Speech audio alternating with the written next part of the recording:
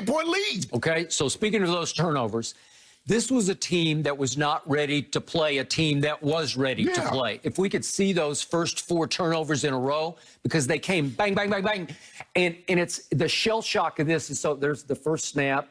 And obviously, neither Ben nor Connor made much of an effort to. You got to fall. You got to get on that. Come on, Skip. Even if you just fall on, you lost yards, you punt the ball, you make them go. You got to just fall on the ball. One of you two, and it's like you got it, I got it. No, you take it, I got it, and it goes in the end zone for a touchdown. And then here he goes, and that's just carelessness. Yes. That's like I'm rolling out. I'm not sure where I'm going to throw this, but.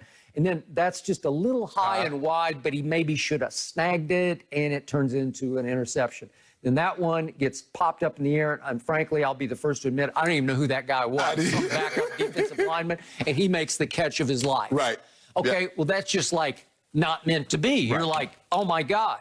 But then here he came, and to your point, he winds up. I tweeted in the first quarter, don't be surprised if he throws for 500 yards and he got to 501. Well, he's just going to be playing its backyard Ben. Skip, what you expect to do? You're down 30. You're down 28 points basically the entire game until midway through the third quarter. What do you expect him to throw for? The run game is all out, and they're saying let's not give up anything deep. So you're really playing into his hands because all Ben wants to do is throw short anyway. So not giving him anything deep.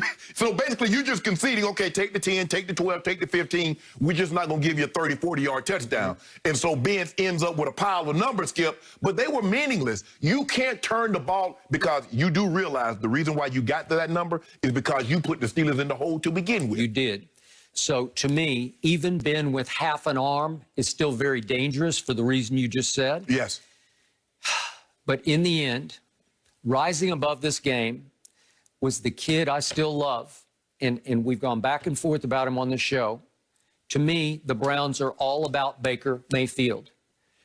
He has grown up right before your very eyes. And for the first time in his life, he is finally starting to live up to all those commercials. And I get tired of them. I think they're great, but I get worn out from them because as soon as he'd make a play last night, we'd cut to commercial, and there he was in his house again for Progressive Insurance, right? Well, you can't get a better audience than what you had last night. You cannot, and he was a big star of the Nissan Heisman House commercials. Right. So the point is, I didn't love any of that because he kept painting the target on his back bigger and bigger, and he couldn't live up as he went through one coordinator, one head coach after another.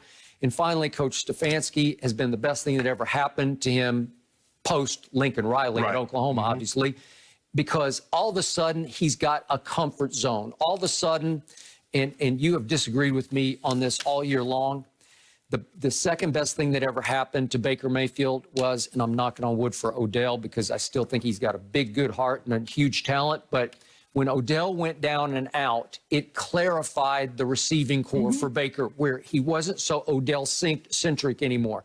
He didn't force feed Odell the football. And all of a sudden, he could start spreading the wealth, and they started to look more like a football team, and he quit turning the ball over. Right. So he's now gone 11 games, 19 touchdowns to 2 interceptions. That will work. And it's Skip, but here's the key. Is not falling behind and being able to run the football because Chubb and Hunt was running it last night. Yep. Now, they didn't run for a ton of yards, but every time they needed – I mean, do you see those touchdown runs that Kareem Hunt got? That's how you want it. Now, if he was still in Kansas City, they'd be the prohibitive favorite for the next couple of years. But even as well as Baker's playing, I still believe he's the third best quarterback in that draft. I'm still taking Lamar and Josh Rosen. We're going to talk about him a little later. Josh Allen. I hear you on Lamar. I'll give you Lamar. I will not give you Josh Allen. I will not. This kid is electric. Baker Mayfield is you're missing the point here. He's the driving force of the Cleveland Browns. Oh, Skip, no. He's the driving force as long as you're not asking him. You got to think about it now. Think about when they took off when Chubb came back from that injury and they were able to run the football and now you can play fake. Do you believe he'd have been this clean had the game been nip and tuck and they put the ball in his hands? They did a great job. The Steelers did them a favor by turning the ball over like they did, Skip, because Baker could relax.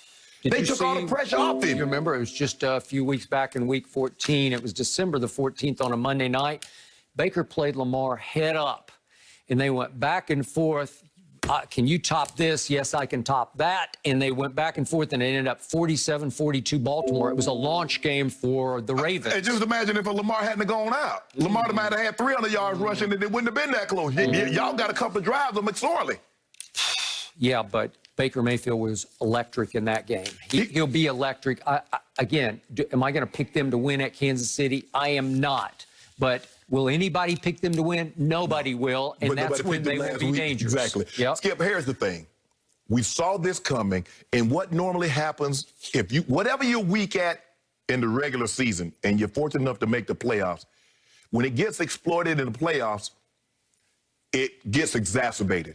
What couldn't the Steelers do all year, basically? Run the football.